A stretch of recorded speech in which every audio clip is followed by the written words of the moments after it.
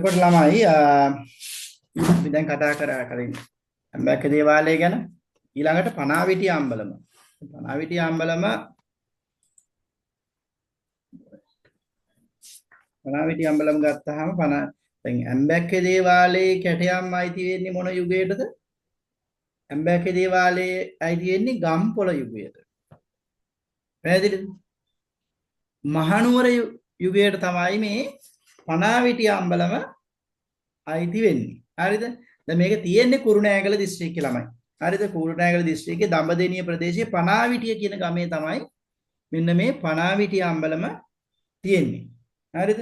එතකොට මේ පනාවිටිය අම්බලම ගත්තහම මේ වගේ අම්බලම් කියන ඒවා ඉතාමත්ම ඈත අතීතයේ ඉඳලම හරිද?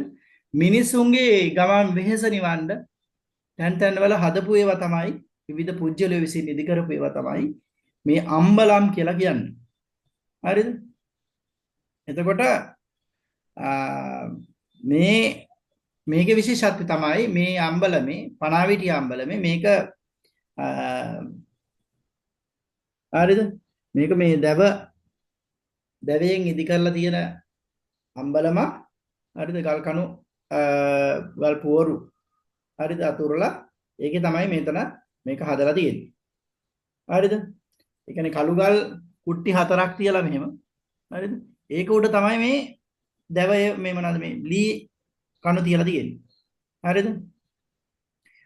දැන් පොළොව මට්ටම ගත්තාම පොළොව මට්ටමට වඩා මේ අඩි භාගයක් හරිද? ඒ වගේ උසට වෙන්න තමයි මේක නිර්මාණය කරලා තියෙන්නේ. දැන් මේකේ විවිධ වැස්ස උල දැන් මේක වෙලක් මැද්දේනේ තියෙන්නේ. දැන් ඔක අපි ගියා බස් එකේ 2020 21 ළමයි එක්ක. හරිද? යා මේ එතකොට මේ වෙල්යායක් මැද්දේ තමයි තියෙන්නේ ඉතින්. එතකොට මේ අවුවැසි උලම් පුරාවිද්‍යා සංරක්ෂණය කරපු ස්ථානයක්. හරිද? එතකොට ඒවට සමහර දේවල් විනාශ වෙලා ඊට පස්සේ සංරක්ෂණය කරපු අවස්ථාවන් අපිට මේකේ දකින්න හම්බ වෙනවා. එතන ළමයෙකුත් ඉන්නවා අපි බස් එක ගාව. හරිද? නේ? ඔන්න මේ තියෙන්නේ පනාවිටිය අම්බලම. හරිද? මේක අර මේ ටැම් කියලා කියන්නේ ගල්නේ ගල් උඩ හද ටැම්පිට විහාර සම්ප්‍රදායට තමයි මේ ගෘහ නිර්මාණ ක්‍රමයට තමයි මේක නිර්මාණය කරලා තියෙන්නේ. හරිද? right. දැන් මේක ගත්තාම අපි පේනවනේ මේ වගේ පෙතිඋලු හැවිලි කරලා තියෙන්නේ පෙතිඋලු. ඔන්න බලන්න. ඊට පස්සේ මේ වගේ ගල් ඒ ප්‍රධාන ගල් 4ක් තියලා ඊට පස්සේ හරහාට මේ වගේ බාල්ක දාලා ඒව උඩ කොම්ප්ලීට් ගහලා මේක ඇතුලෙන් බහින්න පුළුවන් විදිහට තමයි මේක අල්ලලා තියෙන විදිහ වාඩි වෙලා ඉන්න පුළුවන් මිනිස්සුන්ට විමන් හරින්න පුළුවන් විදිහට තමයි මේක නිර්මාණය කරලා තියෙන්නේ. මේ අපේ 2021 හරිද? එතකොට අපි මෙතනින් ගියා අපි ඊළඟට යහපහුව පෙන්නන්න යහපහුව සහ මේකට යහපහුවේ ඒ රජමාලිගාවේ සෙට් එක බලන්න ගියා අපිට 13 සිලබස් එකේ තියෙන. එතකොට ළමයි ගත්තාම මේ ඉන්නේ අම්මලා ඊට පස්සේ අපි මේ 21 22 ළමයි කෙලවරේ ඉඳලා ගත්තාම දැන් මෙයා ප්‍රයිවට් ඩිග්‍රියක් කරන සෞන්දර්ය විශ්වවිද්‍යාලේ මෙයා ඩිග්‍රී ඉවරයි. හරිද? ඊට පස්සේ මේ කට්ටිය ප්‍රයිවට් ඩිග්‍රී දෙකක් කරනවා මේ තුන් දෙනාම. මෙයා විද්‍යාපීඨ තව අවුට් වෙලා නැහැ. ඊට පස්සේ මෙයාත් ප්‍රයිවට් ඩිග්‍රියක් කරනවා මොරටු විශ්වවිද්‍යාලයේ ආකිටෙක්චර් එකේ. හරිද? මෙයාත් කරන්නේ ප්‍රයිවට් ඩිග්‍රියක්. මෙයා තමයි සාමාන්‍යලි මේ පාර තේරුණා ඔන්න දිස්ත්‍රික් රෑන්ක් එකක් එක්ක. හරිද? මෙයා කැම්පස් තේරිලා මේ කෙලවරේ මිහිරුණී ගියේ නැහැ. කැම්පස් තේරිලා ගියව නැති ළමයි තින්න ඔන්න. ඊට පස්සේ මෙයා කවුද? රශ්මි කැලණි කැම්පස් එකේ දැන් 3rd year. ඊට පස්සේ මෙයා ප්‍රයිවට් කැම්පස් එකේ ඩිග්‍රියක් කරනවා. ඊට පස්සේ කොළඹ කැම්පස් එකේ දුනෙත්ම විද්‍යාපීඨ මෙයා හරිද? ඊට පස්සේ ඔමම තව ළමයි ඉන්න එතනින් මෙයා ඉන්නෙත් මොරටුවේ ආකිටෙක්චර්. ඔය වගේ ගොඩක් මේ අපේ ළමයි තමයි ඉතින් ඔක්කොම බහුතරයක් දෙනා. හරිද? 100ට ලොකු ගාණක් ඉතින් කැම්පස් ගියා. කැම්පස් හරි විද්‍යාපීඨ හරි කොහොම හරි බහුතරයක් දෙනා ගියා. එතකොට right මේ බලන්නකෝ මොකද්ද මඩොල් කුරුපාව වගේ මේ මඩොල් කුරුපාව තමයි මේ 1 2 3 4යි 5යි 6යි 7යි 8යි 9යි 10යි 11යි 12යි 13යි 14යි. දෙවපරාල 14ක් එක ලියනයකින් සම්බන්ධ කරලා තියෙනවා. හරිද? ඒ වඳුරු කුරුපාව ඒ ලක්ෂණයක් කුරුපාවක් විතර තියෙනවා. පැහැදිලිද? right. එතකොට ඔන්න දැන් මේ බලන්නකෝ. මේකෙත් අර වගේම බාල්කවල කැටයනුත් තියෙනවා විවිධ නේ. ඒ වගේ නේ. නලගන් රූපවල මේ ළමේ ඊට පස්සේ මේ තියෙන බලන්න ඔන්න බලන්නකෝ මේ කැටයම් දැන් මේකේ තියෙන නලගෙන රූප තියෙනවා මල්ලව පොරේ නයි පොරේ නැට්ටුව බෙරකාරය ආචාර සමාචාර නිලුම් කියලා තමයි ඔය වගේ ඔයාට මේ ආචාර සමාචාර දක්වන එක තමයි මේ විභාගෙට තියෙන එක මේ ඊළඟට මේ බලන්නකෝ මේ නයි පොර කැටයම තව විශේෂ කැටයමකුත් තියෙනවා තව නයි පොර එකක් මේ නලගෙන රූපේ ඔයා කල්පනා කරලා බලන්න ඇම්බැක්කේ දේවාලේ නලගෙනයි මේ නලගෙනයි හරිද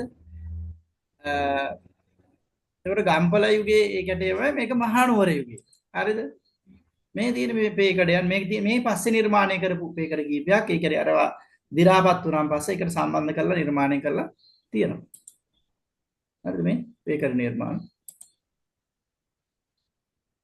ඔය මේ ෆොටෝස් ටික ඔක්කොම අපි ගත්තේ ඒවා තමයි මේ වගේ ලියවැල් මොසර මේ මල්ලෝ කර වගේ පැහැදිලි ලක්ෂණය තමයි මොකද්ද ඇම්බැක්කේ දේවාලයට වඩා දියුණු ගතිය අඩුයි කැටයම් වල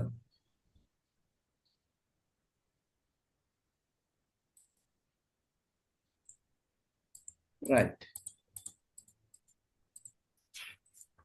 පැහැදිලි නේද එතකොට පනාවිඩි අම්බලම ළමයි ගත්තාම පනාවිඩි අම්බලමේ අපිට අර වගේ විශාල වශයෙන් කතා කරන්න ලොකු දෙයක් නැහැ කැටයම් ටික ගැන අපි කතා කරමු කැටයම් කීපයක් ගැන එතකොට මේක ගත්තාම මේක මහනුවර යුගයට තමයි ආйти වෙන්නේ හරිද අඩි 12යි අඟල් 4ක් දිගයි පළල අඩි 9යි අඟල්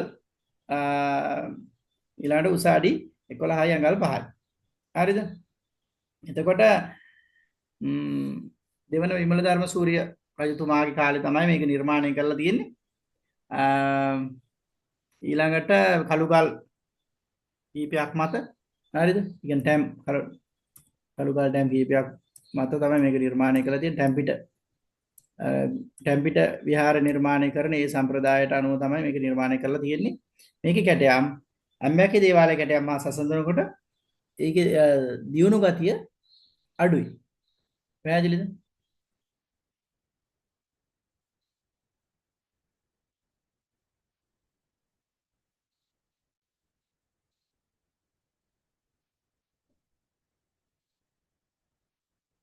මල්ලෝ පොරය නලඟන බෙරකරුවා ඊට පස්සේ වෙස් නැට්ටුවා නයි දඟරය හරිද දැන් මේක මම මේක දාලා නැහැ අර මේ හොඳ නයි පොරයක් තියෙන එකක් තියෙනවා මේක ඔයාලට සිලබස් එකේ තියෙන එක ඕකේ නෑ ටියුට් එකේ දාලා තියෙනවා ටියුට් එකේ black and white එකක් දාලා තියෙ පිටිපස්සේ දාලා තියෙන්නේ හරිද නයි පොරේ කැටේම මේ තියෙනෙත් ඒ වගේ එකක් තමයි මෙතනත්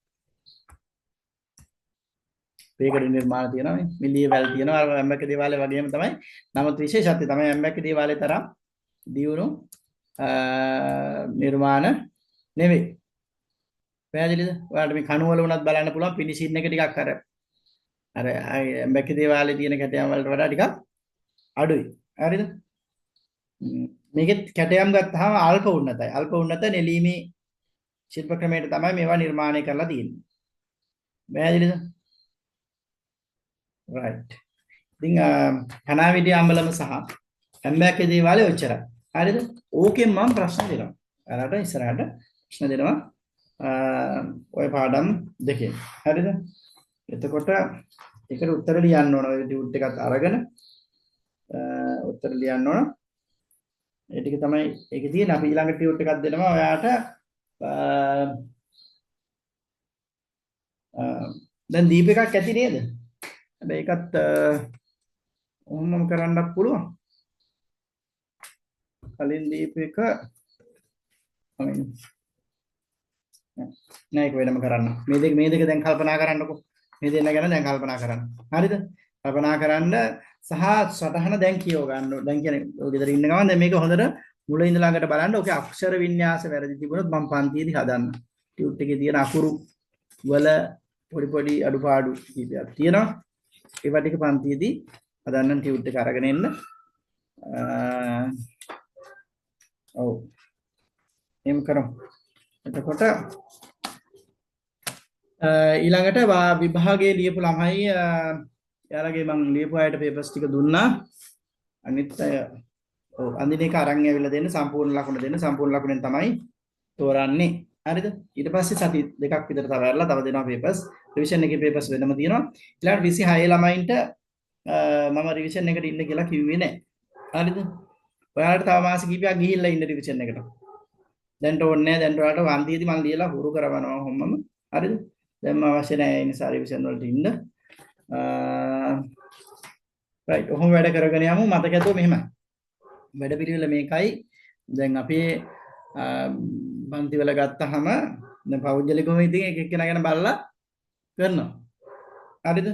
ඉතින් ඒ නිසා තමයි බහුතරයක් දෙනා මාසෙන්නේ මේ පාර හැබැයි චිත්‍රයේ සමස්ත ප්‍රතිඵලයක් විදිහට ගත්තාම අර මේ සමහර අයගේ දැන් ඒ එන්න ඕන අයගේ මේ බී ඇවිල්ලා හැමෙම ප්‍රශ්න ටිකක් තිබුණා. එහෙම චිත්‍රවල විතරක් නෙමෙයි අනිත් විෂයන් වල. සමහර ගොඩක්ම අනිත් ඒ වගේ එමෙ මේ ගොඩාක් අය රීකරෙක්ෂන් දැම්මා ඒ නිසා. එහෙම නමුත් අපේ ක්ලාස් එකේම හිටියනේ දිස්ත්‍රික් රෑන්ක් පළවෙනිය හිටියා ළමෙක් හම්බන්තොට දිස්ත්‍රික් ඔන්ලයින් ක්ලාස් එකේ ළමෙක් හිටියා. හරිද? එතකොට ඒ වගේම තමයි තව කැම්පස් මට්ටමට ඉන්න ළමයි කීප දෙනෙක්ම ඉන්නවා.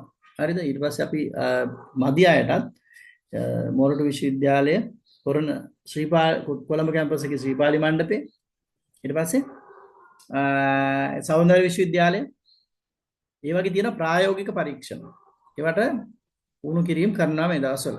එතකොට ඒ වගේ යන්න පුළුවන්. ඊළඟට ඊට පස්සේ එතරිනුත් මිස් වුණොත් විද්‍යාපීඨ වලට යන්න පුළුවන්. හැබැයි දෙන එකම උපදේශය මොකද්ද?